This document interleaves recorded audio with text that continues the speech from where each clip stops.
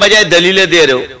بولو بھائی حضور کے دور میں اسود عنسی نے نبوت کا دعویٰ کیا تھا کہ نہیں کیا تھا؟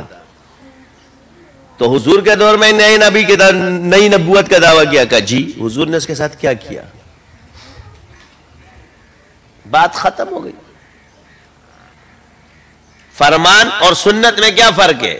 جی آپ تو فرمان لے رہے مگر سنت بھی تو لو. حضور نے قتل کروایا اس کو. اسود عنسی یہ وہ شخص ہے جس نے حضور کے دور میں نبوت کا دعویٰ کیا ہے. یہ تم لوگوں کو پتا ہے؟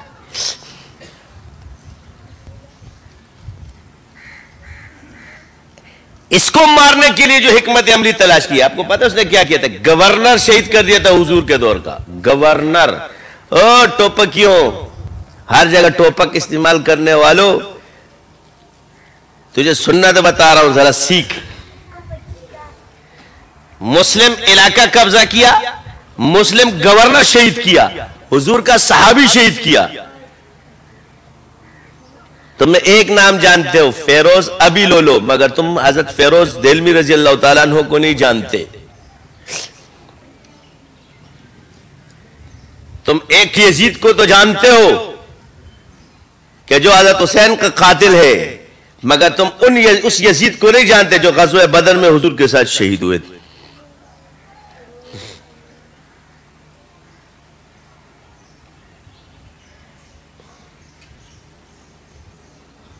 اس لیے تمہیں مارا جا رہا ہے کیونکہ تم بزرگوں کی کتابوں سے باہر جاؤ گے نہیں.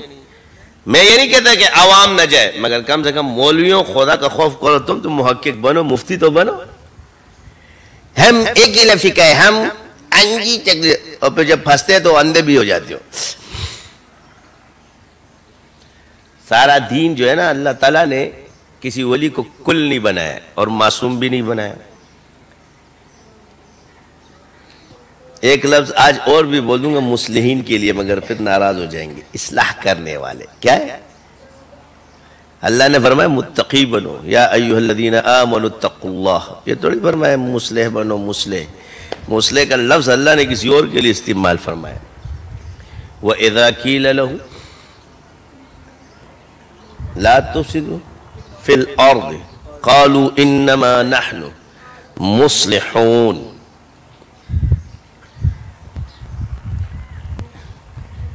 جب کہا جاتا ہے ان سے کہ اللہ کی زمین میں فساد مت پھیلاؤ، زمین میں فساد مت پھیلاؤ، تو کیا کہتے؟ قالو، ہم تو اصلاح کرنے والے، ہم تو مصلح ہیں. مصلح، او مصلح الدین، سن لے کدھر کھڑا ہے تو.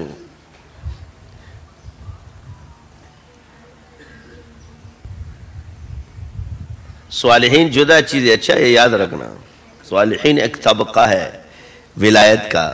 میں مصلح کی بات کر رہا ہوں. اصلاحی تعلق والو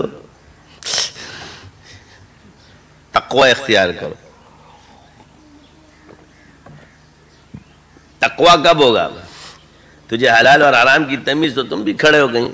میں یہ نہیں کہہ رہا کہ تم کہتے باطل تم پہ آج جو چھپٹ مار رہا ہے، اس کی وجہ یہ نہیں ہے کیونکہ تم کتابی اور اصل کتابیں جو اندس وغیرہ سے چھپا کے اس نے رکھ دی تھی، آج وہ نکال کے تمہیں مار رہے ہیں. دنیا ایسے نہیں کری. میں نے پہلے ہی کہا ہے کہ ان کو پتا ہے کہ کس وقت لڑانا ہے. مثال کے طور پہ اگر میں سنیوں سے پوچھوں تبری کو کیا سمجھتے ہو، اور شیعوں سے پوچھوں کہ تبری کو کیا سمجھتے ہو، تو دونوں کہیں گے جی ولی، یہ دونوں ولی مانتے ہیں نا.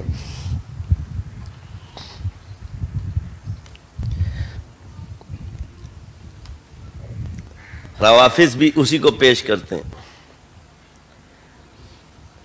تو ایک جگہ صحابہ کی خوبیاں ہیں اس کی کتابوں میں، دوسری جگہ عیب ہے.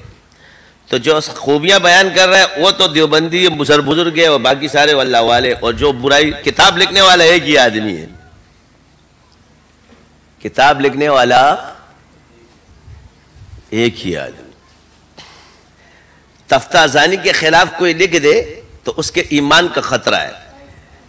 تم کڑے کھاؤ میں تمہیں بتا رہا ہوں، مگر قرآن سے جادو ہوتا ہے اس کی فکر نہیں ہوتی ہے. اب کدھر کھڑے؟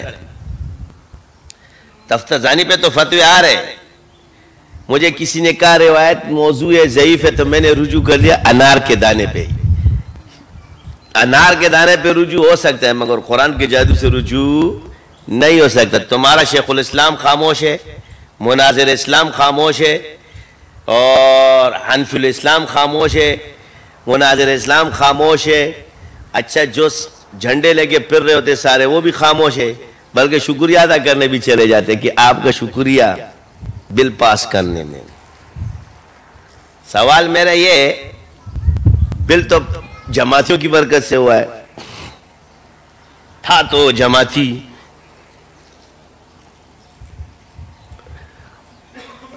جس کا حق ہے بیان کرو، جس نے محنت کی اس کو کرو. شرع تو ظاہر کو دیکھتی ہے نا، باطن کا حال تو اللہ جانے، وہ اللہ اور بندے کا معاملہ ہے. سامنے کس نے کیا، کارنامہ اس کا ہے. محنت کس نے کی تو اللہ چاہے جس سے بھی کام لے، یہ اس رب کا کام ہے.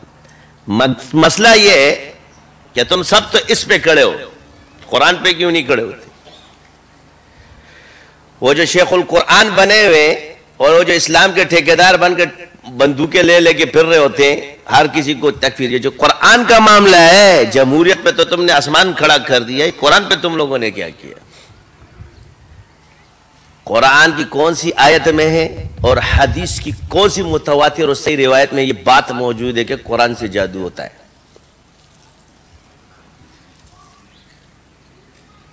کیا کہتے ہیں؟ قرآن سے بھی، اور اس کو پگڑیاں پہنائی جا رہی ہے. بڑے میاں تو بڑے میاں اور چھوٹے میاں تو چھوٹے میاں. بڑے میاں سبحان اللہ، یہ خرابی اس بڑے میاں کی وجہ سے ہوتی ہے.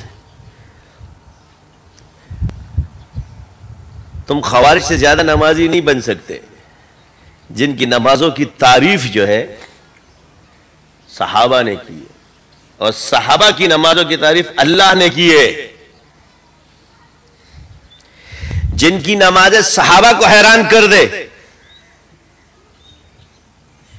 اور کس کو؟ ابن عباس کو رضی اللہ تعالی، مفسر قرآن ہے، فقیہ اسلام ہے، اور آپ علیہ السلام کا چچا کا بیٹا.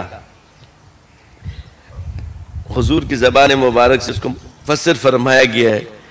جن کی نمازوں قرآن میں تعریف ہے موجود، آعبون التائبون الساجدون لربنا حامدون، ان کی تعریف ہے. یہ جو تم فرماتے کہ میں نے ان جیسا نمازی نہیں دیکھا ہے، کیا فرمایا؟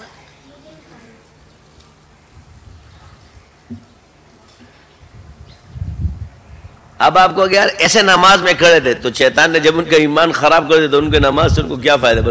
کرنے تو پڑھنے تو. میں یہ نہیں کہہ رہا کہ میں کسی سے تعصب کر رہا ہوں، میں صرف حق بیان کر کے. آپ کھڑے کدھر ہو؟ اب آپ قرآن پہ کھڑے ہو یا تفتزانی پہ کھڑے ہو؟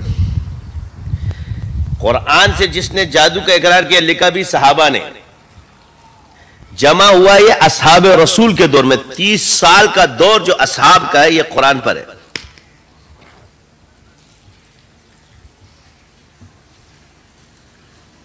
یعنی سارے کے سارے صحابہ، حضور اور اللہ، تو اللہ کو بھی جادوگر، اللہ کے کلام کو بھی جادوگر. چل بھائی لے جا بھائی.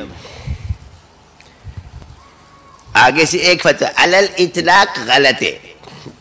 ہمارے ہو جائے نا دیوبند کی فتویٰ علل اطلاق غلط ہے. علل اطلاق تو حکم کیا ہے؟ علل اطلاق غلط ہے. ہمیں بھی پتہ ہے غلط ہے، حکم لگاؤ. کیوں؟ اس لیے مجھے پتہ ہے، میں تم لوگوں کو جو سمجھاتا ہوں، میں انصاف کا دائی ہوں، عدل و انصاف کی، میں اسی پہ رہوں گا. یہ جو قوم پرستیاں تم لوگوں کے اندر پڑی ہوئی ہے نا دین کے اندر، اس کو نکال لو. ٹھیکیدار مت بنو کہ ہم جو بھی کرے. یہی بنی اسرائیل کے اندر تھا. ہم اللہ کے پیارے ہیں. کیا ہے؟ کہاں کھڑے تھے؟ تو جب اللہ کے پیارے تو اللہ کا حکم پہلے مانو نا.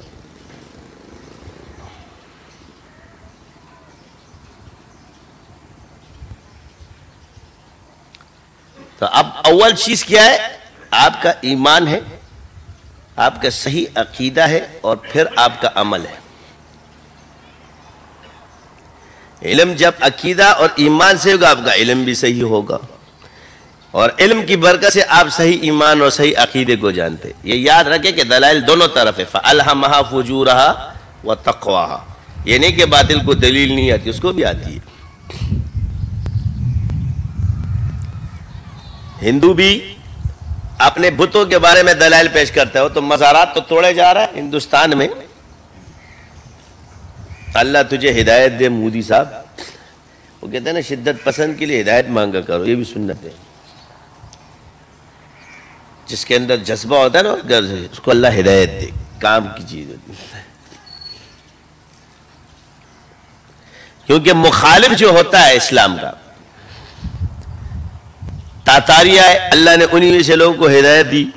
یہ اسلام ختم نہیں ہونے والا، مسلمان شہید ہو سکتے ہیں مگر اسلام جب تک اللہ چاہے گا جاری رہے گا۔ مگر یہ کافر میں جو ہوشیار کافر ہے، یہ شیخ چلی نہیں ہے، یہ میں تجھے بتا دوں۔ اس کو بھی پتا ہے کہ ہماری نئیاں بزرگوں کی برکت سے چل رہی ہے، مگر یہ سارے چھوٹے موٹے مزار جتنے بناوٹی سب کو توڑ رہے، مگر بڑے جو مانتے اس کو نہیں توڑیں گے۔ لیکن یہ جتنوں نے کاروبار کے سسٹم بنائے ہوئے ہیں، ادھر بھی ادھر بھی، روکڑا آتا ہے نا اس میں۔ اسلام کے خلاف جو چیز چلے گی ایک دن اس نے ختم ہونا ہے، کوئی نہ کوئی تو کھڑا ہوگا۔ تو میں نے عرض کیا کہ آپ دیکھیں کہ ایک آدمی سے جب آپ کا کفر اور اسلام کا مسئلہ ہو نا تو وہاں مسائل نہیں چھڑا کر،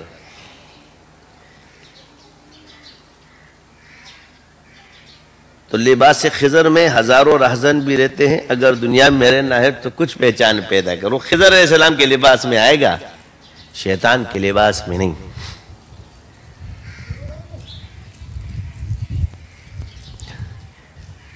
تو میں نے آپ سے کہا کہ بھئی کیوں کہ سچائی چھپ نہیں سکتی بناوٹ کے اصولوں سے، کہ خوشبو آ نہیں سکتی کبھی کاغذ کے پھولوں سے۔ پرفیوم کی نہیں، اوریجنل کی بات کر لوں۔ لوگ کہیں گے ہیلو خوشبو آ گئی، یہی تو بات ہے، تو خوشبو ہی نہیں پہچانا۔ کیا؟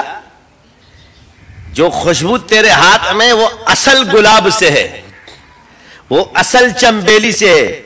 یہ اصل چمبیلی اصل گلاب ہی تو عطر یا پرفیوم بنائے تو تو کاغذ پر ڈال رہا ہے۔ تجھے سمجھ نہیں ہے کہ خوشبو آ نہیں سکتی کبھی کاغذ کے پھولوں سے۔ خوشبو تو اللہ ہی نے پیدا کی ہے نا۔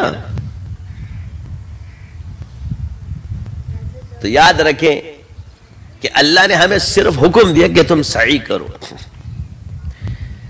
وہ تم سے اور کچھ نہیں چاہتا، محنت چاہتا ہے، مجاہدہ چاہتا ہے، صحیح نیت چاہتا ہے۔ تم نے اگر دنیا کا نظام میں کام کرنا ہے، امیر بننا ہے تو تدبیر چاہتا ہے تم سے، تقدیر اس نے بنائی ہے تم سے۔ وہ فرماتا ہے تدبیر کر، ایک دوسرے پر الزام مت لگا، اس کی وجہ سے جو ہونا تھا وہ ہو گیا، جو ہونا تھا وہ ہو گیا، آگے چل۔ غصہ آتا ہے، جو ہونا تھا وہ ہو گیا۔ آپ سے میرا سوال ہے کہ آپ اچھا مالک، اچھا بادشاہ کس کو مانتے ہو؟ کہ جو رعایا کے ہر شے کا خیال رکھتا ہو؟